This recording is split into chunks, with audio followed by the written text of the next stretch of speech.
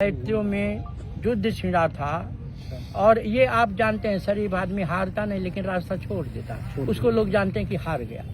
कोई भी व्यक्ति यदि कोई किसी भी प्रकार से उसको अपमानित करता है और उस अपमान का अगर वो जवाब नहीं देता तो ये नहीं समझना चाहिए कि वो डरपोक कमजोर है, नहीं, इसलिए कि वो सहनशील है, उसके माता पिता के खानदान के संस्कार है, क्षमा करता है। लेकिन लोग क्या कहेंगे, क्योंकि जैसी कुबुद्धि होगी तो सोचेगा डर के नटे भाग। तो इस तरह से देवता लोग पलायित होने लगे, रास्ता बचाने लगे और राक्षस उन पर हावी होने लगे। फिर उसके लिए उपाय निकाला गया कि समुद्र का मंथन किया जाए। तो समुद्र का मंथन किया जाएगा तो उससे अमृत निकलेगा, तो अमृत से देवता पी के अमर हो जाएंगे। इसलिए वो राक्षस उनके ऊपर कोई घात कोई किसी प्रकार की हानि नहीं पहुंचाए। तो समुद्र का मंथन किया गया और मंथन करने के बाद 14 रत्न उसमें निकले, विष निकला। तो फिर दुनिया घबरा गई, लगा सृष्टि का एकदम से विनाश हो जाएगा। उसके लिए भोले बाबा का आवाहन किया गया। भोले बाबा जो है विष का पान किए संसार की रक्षा के लिए, और जब अमृत निकला तो राक्षस देवताओं से लड़ने लगे बंटवारा के लिए कि घमासान हो गया। तो उसके लिए रास्ता निकाला गया। भगवान विष्णु माता रानी का स्वरूप धारण करके यानी स्त्री का वितरण करने लगे। तो उसी समय जब राक्षस लोग उपद्रव करने लगे तो उस अमृत को लेकर के गरुण जी महाराज वहाँ से दूर हटने लगे। उसी समय जो है घड़ा हिला तो 3 बूंद अमृत गिरे 3 जगह, और 3 से ऐसा कहा गया कि उसका पात्र भी गिरा तो 5 जगह हुआ। तो उसी स्थान पर कुंभ लगता है। और संयोग देखिए कि उसी ग्रह दशा नक्षत्र समय महीने में ही इस प्रकार के कुछ चमत्कारिक परिवर्तन देखे जाते हैं उन स्थानों में, जिस पर प्रमाणित हो जाता है कि आज भी उस अमृत के कुछ अंश जो है साक्षात रूप में जल में पुनः ऊपर यानी सतह पर तैरने लगते हैं। और इसलिए लोग स्नान करते हैं, क्योंकि वह 3 बूंद अमृत का ये परंपरा है। 1 बूंद से मान लीजिए कोई अमर होगा, लेकिन 3 ताप हमारे हैं, 3 प्रकार के हमारे दुख हैं, दैहिक, दैविक और भौतिक। दैहिक मतलब शरीर से बीमारी, दैविक माने भगवान के द्वारा, क्योंकि अगर कोई बुरा कर्म किया, पाप किया। और तीसरा जो है संसार के इन साधनों के न प्राप्त होने के कारण जो मन से दुख होता है, तो इस तीनों ताप का विनाश होता है। सारे ग्रह उसके जो है वो लाभकारी हो जाते हैं और बहुत सारे शत्रु स्नान करने से उसके प्रभाव से शत्रुता उनकी कम हो जाती है, रास्ता छोड़ देते हैं यानी सुधर जाते हैं। इसलिए कुंभ का यह स्नान महापर्व है। उसमें भी तीर्थराज प्रयाग में अर्ध कुंभ यानी 2 कुंभ लगते हैं। अच्छा। 6 साल अर्ध कुंभ बाद महाकुंभ, ये महाकुंभ।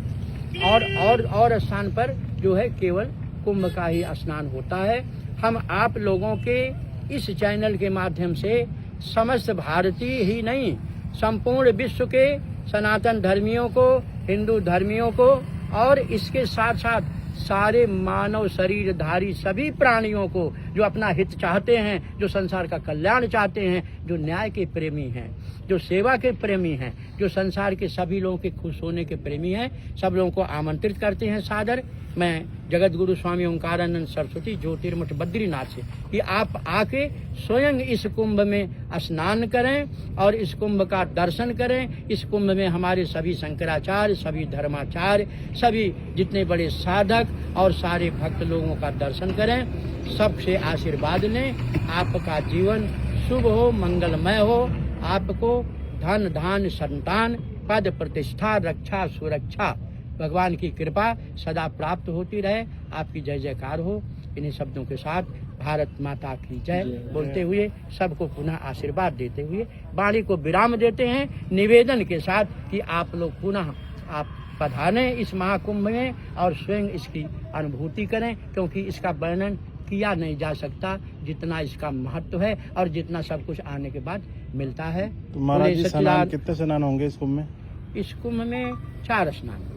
तो कौन सी तारीख को थोड़ा पता होगा? ये मकर संक्रांति का पहला है, उसके बाद अमावस्या का, और अमावस्या के बाद फिर होता है वो पूर्णिमा का, और एक स्नान होता है इसका अचला सप्तमी कहते हैं, सप्तमी का 5 स्नान होते हैं। और 5 में एक भी स्नान अगर किसी भक्त ने किया तो पुण्य उसको 5 स्नान करने का प्राप्त होता है।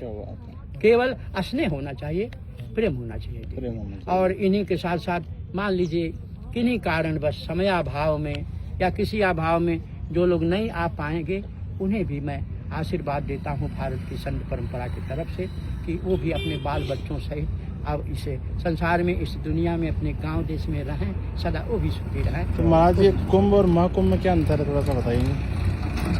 महाकुंभ का मतलब ये है कि जैसे कुंभ तो हर लगता है ये अपने आप विशाल हो गया।